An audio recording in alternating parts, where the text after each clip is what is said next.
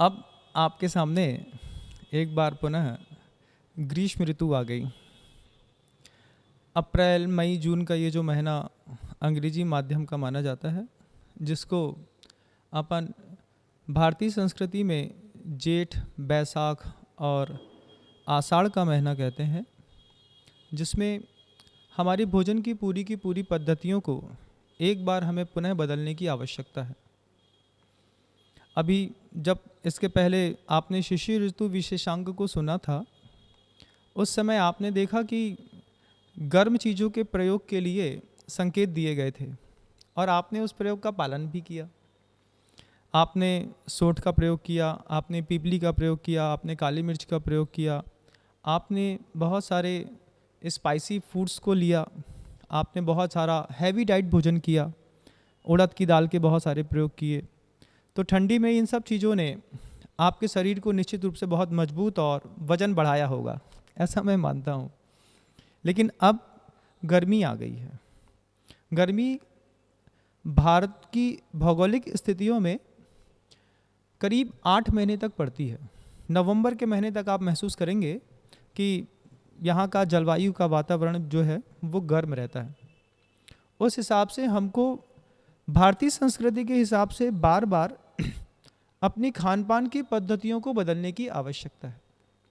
जैसे शिशिर ऋतु आहार विज्ञान में आपने बहुत कुछ सीखा, ठीक इस प्रकार अब हमें फिर से एक बार देखना है कि इस गर्मी के सीजन में हमारी physical activities and food habits कैसी होनी चाहिए। तो आप देखेंगे कि जैसे जैसे गर्मी बढ़ती है, शरीर का जो कफ है वो क्षय को प्राप्त होता चला जाता है और उसके साथ ही वात का विकार शरीर में बढ़ने लगता है। इस समय सूरज की जो धूप होती है वो शरीर का पूरा पानी अवशोषित करती है। शरीर में बाहर से आपको ईचिंग होती है, आपके पैर जलते हैं, हाथ में भी जलन हो सकती है, आँख भी जलती होंगे। इन सब चीज़ों के लिए जल तत्व के सूख जाने के कारण और साथ ही साथ गर्मी में शरीर की पूरी स्निग्धता घट जाती है। तो इस समय शीते श्लेष्मा तेन वायुशः वर्धते, ऐसा आयुर्वेद के संहिता में कहा गया है कि गर्मी के दिनों में कफ क्षय को प्राप्त हो जाता है और वायु का विकार पूरे के पूरे शरीर में बढ़ने लगता है। तो इस समय अपने को अपने भोजन में मधुर रस का प्रयोग करना है। हमारे भोजन में मीठा जरूर हो, साथ में उसको वह लघु हो। लघु का मतलब वो पचने में हल्का हो, शीतल गुण वाला हो, स्निग्ध हो और द्रवता वाला हो, मतलब लिक्विड हो।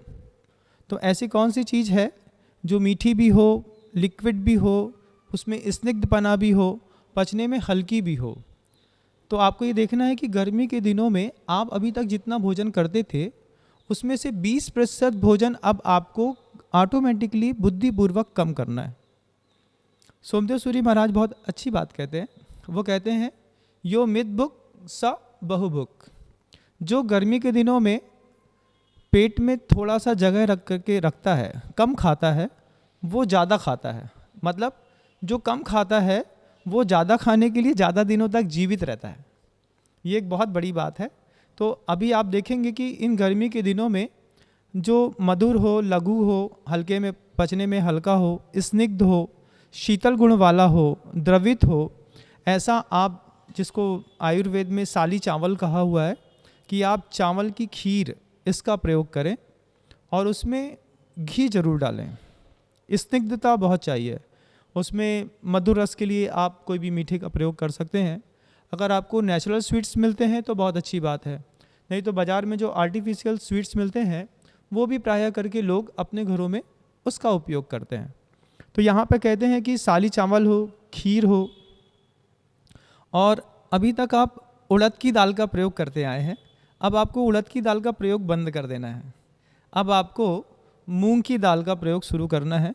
आप मसूर की दाल भी ले सकते हैं, लेकिन उड़द की दाल और राहर की दाल ये दोनों शरीर पर वायु विकार और ज़्यादा बढ़ाती है। अभी आपने बहुत ज़्यादा अभी आपको दूध पीने की आदत होगी, तो अब जैसे जैसे गर्मी बढ़ रही है, ठीक वैसे वैसे आपको इस बात की भी जानकारी हो कि आपको दूध की मात्रा अब सीमित करनी है।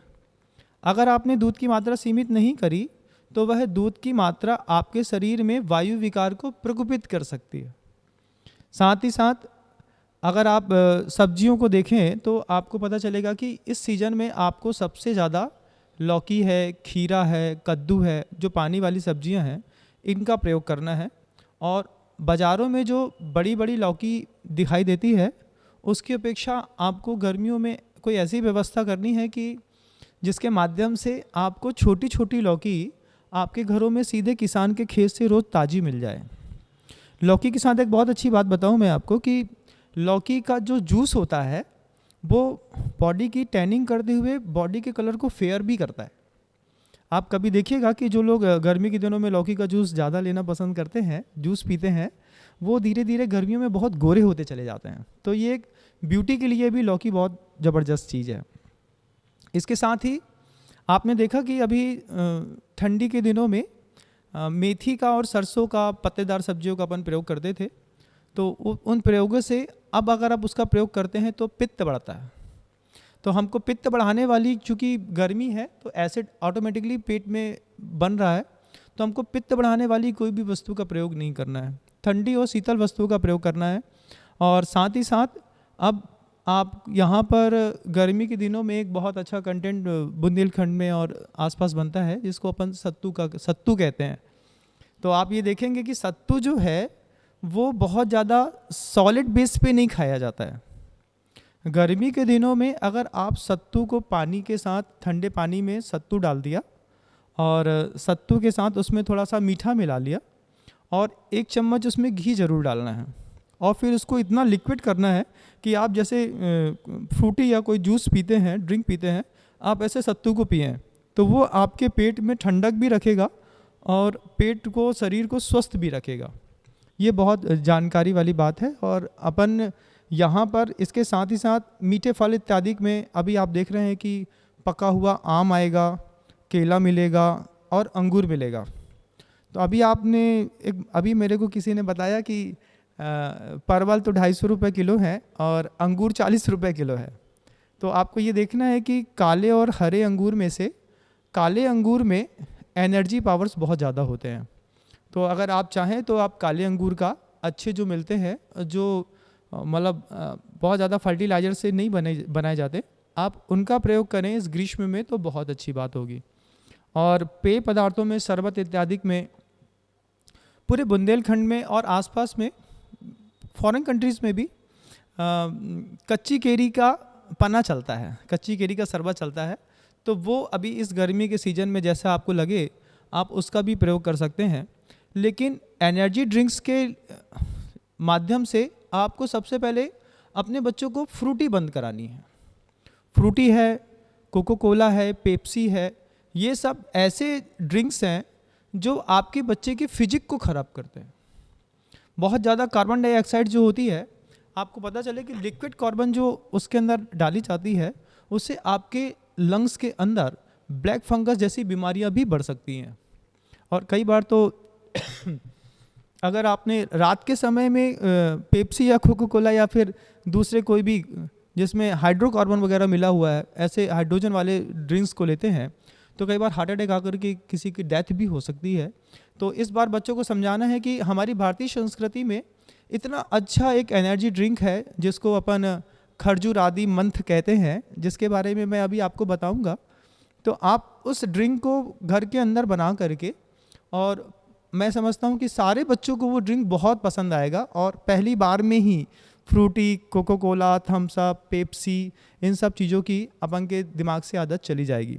क्योंकि फ्रूटी के साथ अपन को लगता है कि ये आम की बनी हुई है।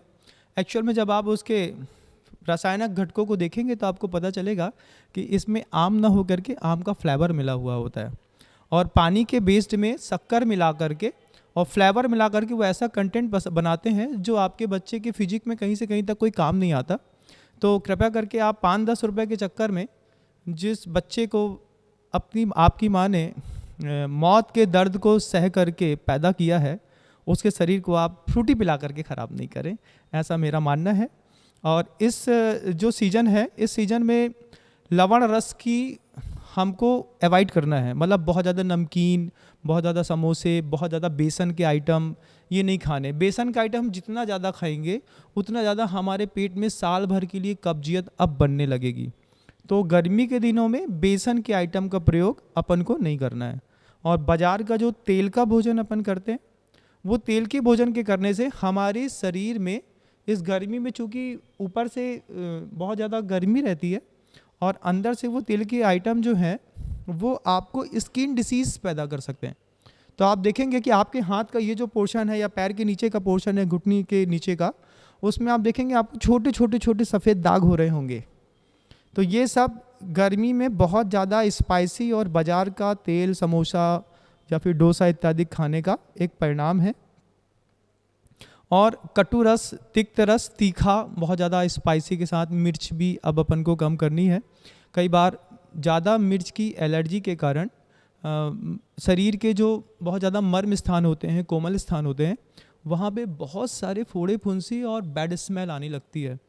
तो अपन को मिर्च भी बहुत कम करना है। और अम्ल रस, मतलब ज़्यादा खट्टा नहीं लेना है। अब ऐसा लोगों को लगता है कि अपन बहुत ज़्यादा खट्टा खाएंगे पिएंगे ठंडी में, गर्मी में तो बहुत अच्छा रहेगा, लेकिन गर्मियों में बहुत ज़्यादा खट्टा नहीं खाया जाता है।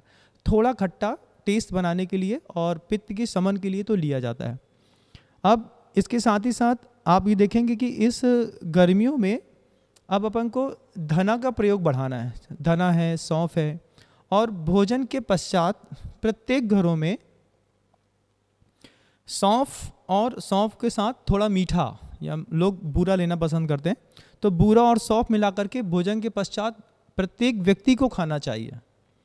सौंफ और बूरा खाने से कभी भी भोजन के कारण उत्पन्न हुआ कफ जो है वो छाती में नहीं जमता, जिसके कारण आपके लंग्स और पैक्स कभी ख़राब नहीं होते। ये बहुत बड़ी बात है, क्योंकि जैसे अपन भोजन करते हैं तो भोजन करने के साथ ही हमारे अंदर का कफ प्रकोपित होकर के लंग्स में ऊपर तक आ जाता है।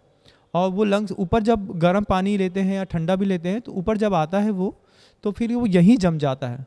तो सौंफ रहती है और सौंफ के साथ जो मीठा रहता है वो आपके भोजन से उत्पन्न हुए कफ को पूरा काट करके आपके पेट को बहुत साफ रखता है और ठंडा भी रखता है। तो गर्मी के दिनों में आपको इस सौंफ के और बूरे का प्रयोग भूलना नहीं है। व्यायाम ध्यान रखिएगा, ज़्यादा नहीं करना है। और साथ ही साथ है मटके का पानी का प्रयोग करना है। अगर आप घर में हैं, गृहस्थ हैं, तो आप मटके का पानी तो ले सकते हैं, लेकिन आपको फ्रिज का पानी नहीं पीना है। फ्रिज का पानी फ्रूटी, कोल्ड ड्रिंक्स, पेप्सी, ये जितने भी और भी एनर्जी ड्रिंक्स जो रेडी टू ईट आपको मार्केट में मिलते हैं, चाहे वो संतरा का हो चाहे एप्पल का हो, आप कई बार देखेंगे कि अपन को उसमें एक पाइप बस डालने का मौका मिलता है, लेकिन हमें पता नहीं चलता कि अंदर हो सकता है कोई जीव पैदा हो गया हो, उसको ख़राब कर दिया हो। कई बार टीवी एड्स में बहुत सारी चीज़ें दिखाई जाती है कि लिक्विड एनर्जी ड्रिंक्स में बहुत सारी इल्लियाँ निकल रही हैं, कुछ और निकल रही हैं।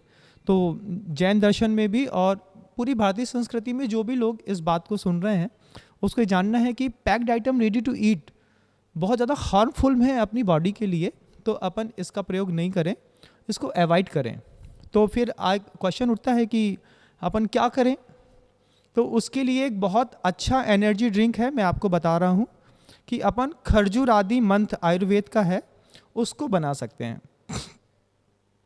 वो उसकी प्रयोग की, उसको बनाने की विधि ऐसी है कि 20 ग्राम आप खजूर ले लीजिए, पिंड खजूर जिसको आप कहते हैं, उसके अंदर की गुठली को निकाल दीजिए। आप 20 ग्राम इमली ले लीजिए, साथ में आप 20 ग्राम आंवला ले लीजिए। आंवला अगर आपको नहीं मिलता है तो आप सूखा आंवला भी ले सकते हैं, या फिर आंवले की कैंडी वगैरह होती है तो आप उसको भी ले सकते हैं। सिर्फ 20-20 ग्राम। तो 20 ग्राम आपने पिंड खजूर ले लिया, 20 ग्राम आपने आंवला ले लिया, 20 ग्राम आपने काला मुनक्का ले लिया, 20 ग्राम आपने इमली ले ली और इमली का अंदर का दाना निकाल दिया। 20 ग्राम आपको अनार का रस भी लेना है। अनार का रस निकाल के अभी किनारे रख लेना है, उसमें मिलाना नहीं है। ऐसे करके आप, और 20 ग्राम आपको उसमें कोकम मिलाना है। कोकम एक फल होता है, जिसको अगर आप पानी में फुला देते हैं तो वो पानी को थोड़ा खट्टा कर देता है। और ये गर्मी के दिनों में फ्रूटी और कोको कोला से कोकम का पानी बहुत बेस्ट माना जाता है। एक बार आप मार्केट में जाकर के पूछेंगे तो आपको पता चलेगा कि कोकम से बेस्ट कुछ भी नहीं है, कुछ भी नहीं है। वो थोड़ा खट्टा होता है तो आप उसमें थोड़ा मीठा भी मिला सकते हैं। तो आपने ये 20-20 ग्राम 6 चीज़ें ले ली। क्या क्या?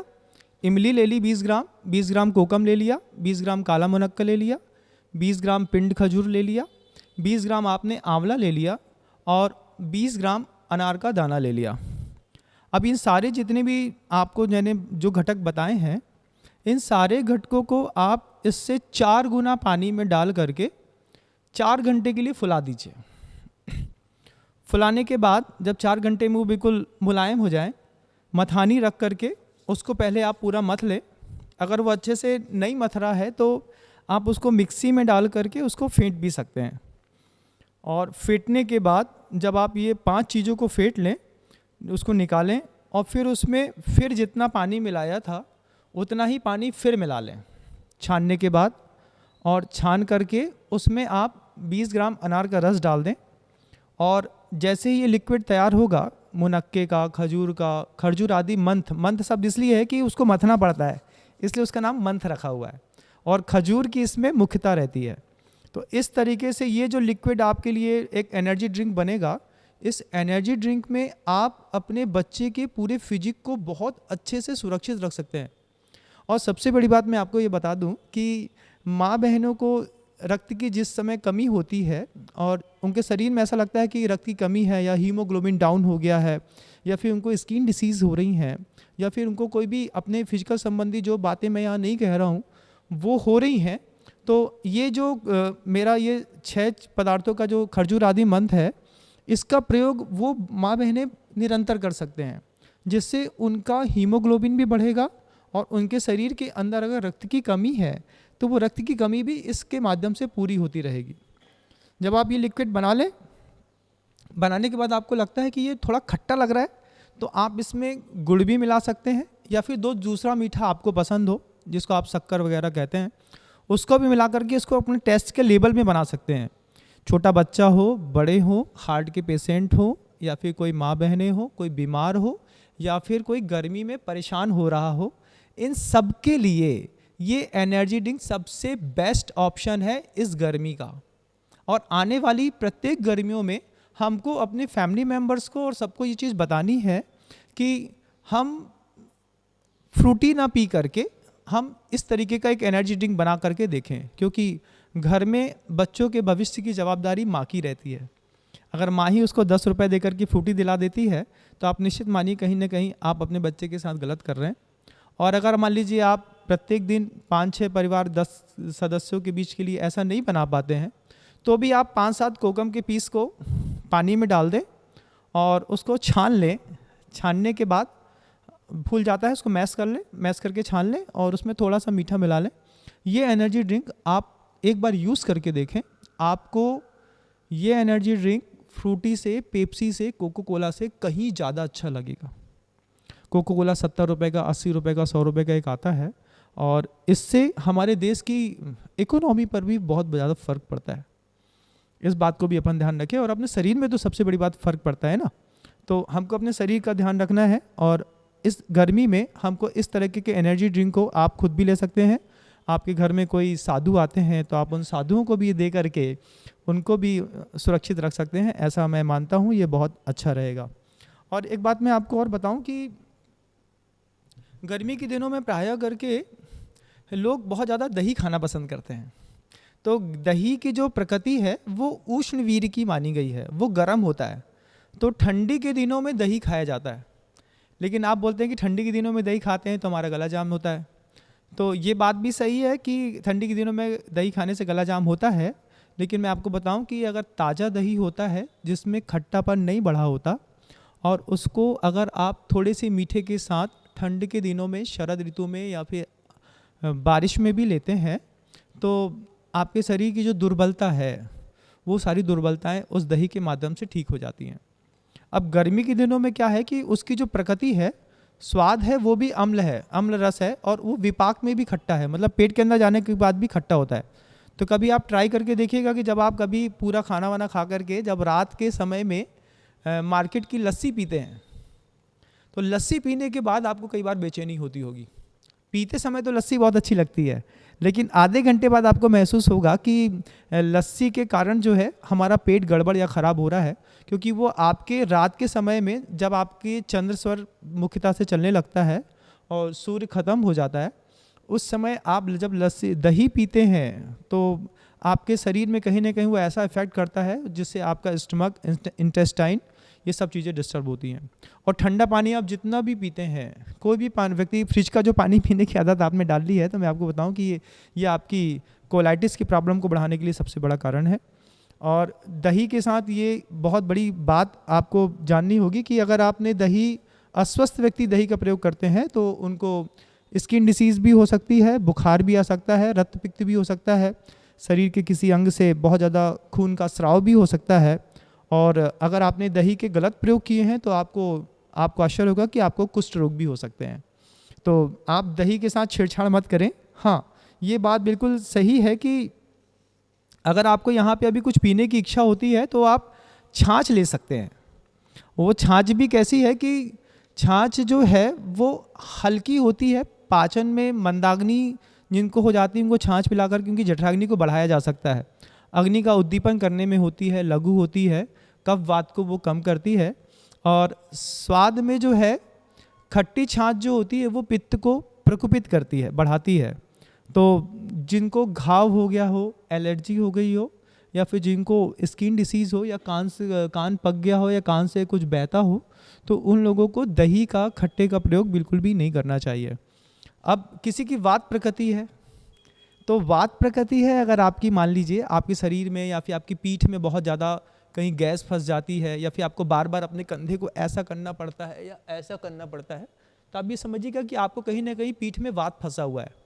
तो जिनको वात फंसा हुआ है उनको खट्टा छाछ लेना चाहिए, वो सेंधा नमक के साथ, मीठा छाछ नहीं। और जिनकी पित्त प्रकृति है उनको मीठा छाछ लेना चाहिए, उसमें मीठा छाछ में मतलब नॉर्मल छाछ में आप मीठा मिला सकते हैं। कफ प्रकृति वाले जो लोग होते हैं, जिनको बहुत ज़्यादा कफ बनता है, खांसी बनी रहती है, और गर्मी के दिनों में मान लीजिए उनको छाछ पीने की इच्छा हो रही है, कुछ खट्टा खाने की इच्छा हो रही है, तो वो छाछ में त्रिकटु मिला सकते हैं। सोंठ है, काली मिर्च है और पीपल है, इन तीनों को मिला करके ले सकते हैं। और कभी भी फ्रेश दही लेना है। आपको एक मैं बहुत मार्केट की बात बताऊं, क्योंकि अभी आप लोगों का दही का सीज़न आ गया है, कि मार्केट में कितनी भी बड़ी, कितनी भी अच्छी दही की दुकान हो, जहाँ पर ये लिखा रहता है कि यहाँ पर शुद्ध और ताज़ा दही मिलता है, आप इस भ्रम में मत रहिएगा। वहाँ पे कई बार लोग होते हैं कि कृष्ण जी की माखन की गगरी वाला एक फ़ोटो टांग देते हैं और नीचे लिख देते हैं कि ताज़े दही, श्रीखंड और दूध और पनीर के लिए उपलब्ध हैं। और गर्मी के दिनों में बताऊँ कि दही जो होता है वो दही दिसंबर में जमा दिया जाता है। हाँ, वो जो आप जो सकोरे में जो आप देखते हैं ना कि बिल्कुल ताज़ा दही है, फ्रेश है, जमा हुआ है, आपको जानकर के आश्चर्य होगा कि जब दिसंबर में गाय और भैंस अतिरिक्त दूध देना शुरू कर देते हैं ठंड के कारण, जिस समय दूध का रेट बहुत कम होता है, उस समय ये जितने इंडस्ट्रिस्ट हैं जो अपनी डेयरी फार्मिंग को करते हैं, ये सारे लोग उस समय दही जमा देते हैं। और दही को जमा करके, टनों से दही जमा करके कोल्ड स्टोर में स्टोर कर देते हैं। अब इनका जो दही है वो 30 रुपये 40 रुपये किलो की रेट की दूध को ख़रीद करके और उस समय जमाया गया, और इन्होंने टीन में, कंटेनर में या 30-30 किलो की कुप्पियों में ले जा कर के बंद कर दिया। और वो दही आज से सोचिए, अब दिसंबर में कोई दही जमा होगा, जनवरी, फरवरी, मार्च, अप्रैल और मई, अब आप 5 महीने बाद उस दही को खा रहे हैं जो मार्केट में बिक रहा है, और 5 महीने पुराना और सड़ा दही है, लेकिन कोल्ड स्टोर में रहने के कारण उसका स्वाद पता नहीं चलता। और आपके पास इतना टाइम है नहीं कि आप मार्केट की दही की इंक्वायरी करें, तो आप तो बस मार्केट से दही लाते हैं, उसमें रोटी फंसाते हैं, चुपचाप खा लेते हैं। तो ये बात तो आपकी सेहत के लिए बहुत ज़्यादा गलत हो जाएगी, मैं ऐसा मानता हूँ। तो अपने को बाज़ार का दही नहीं लेना है, अपने को कोशिश करनी है कि हम घर का दही जमाएं। अगर कोई ये कहता है कि हमसे घर में दही जमाते नहीं बनता, तो बहुत सिंपल प्रोसेस है कि आप गाय के दूध को गर्म कर लीजिए और गर्म करने के बाद जब एक उबाल ले ली है आपने, एक पूरी उबाल लेने के बाद जब उसका 70% टेम्परेचर लॉस हो जाए और सिर्फ 30% टेम्परेचर गाय के दूध का बचा हो, उस समय आप उसमें कोई भी जामन डाल दीजिए जिससे दही जमाया जाता है। और वो दही ऐसा सुंदर और शानदार जमेगा। दही की खासियत है कि पात्र में एक बार जामन डालने के बाद आपको पात्र को छूना नहीं है, पात्र को आपको हिलाना नहीं है। अगर आप पात्र छुएंगे नहीं, पात्र हिलाएंगे नहीं और साफ़ सुथरी जगह में आप रख देंगे, तो आप देखेंगे कि अगले 6 घंटों में बिल्कुल थक्केदार दही आपके घर के अंदर ही जम गया है। तो आपको बाज़ार का वो सड़ा दही जो 5 महीने पुराना है, उसको अपने बेबी को, अपने हस्बैंड को और आपको खाने की कोई ज़रूरत नहीं है। तो बाज़ार की दही, बाज़ार की लस्सियों को इस बार आपको गर्मी में आपको और सबको अवॉइड करनी है। कोकम का जो ड्रिंक मैंने आपको बताया वो आप यूज़ कर सकते हैं। आप इसके साथ ही मीठे फल खा सकते हैं। बहुत सारी मैंने आपको जानकारी दी, मैंने आपको बहुत ज़्यादा समय लिया होगा, लेकिन मैं ऐसा समझता हूँ कि अगर ये जानकारी आप सब में सर्वाइव करेंगे, सब लोगों को बताएंगे, तो देश में बहुत सारे ऐसे लोग हैं जो इस गर्मी में गलत खान पान के कारण या तो कैंसर पेशेंट बन रहे हैं या उनको हार्ट अटैक आ रहा है। तो अगर आपने अपन ने भोजन पद्धति सुधार ली है तो ये बहुत अपने लिए बहुत अच्छा होगा। और गर्मी के दिनों में एक चीज़ भी ध्यान रखनी है कि अपने को सुबह के ब्रेकफास्ट में जो अभी तक अपन पोहा या फिर हलवा या जलेबी इत्यादि खाते थे, तो इसको हटा करके आप सुबह सुबह थोड़ा उत्पम ले सकते हैं और थोड़ी मात्रा में, जिसमें आपको समय पर गरम भोजन के लिए 10 बजे 11 बजे आपको भोजन मिल जाए, ऐसा थोड़ा सा लेना है। और जिसको बहुत ज़्यादा दही खाने की ज़रूरत है, ऐसा लगता है मुझे दही खाना है, दही खाना है, कई बार इच्छा हो जाती है, तो जिनको दही खाने की इच्छा है तो उनसे मैं कहना चाहता हूँ कि वो मात्र दिन में दही खाएं।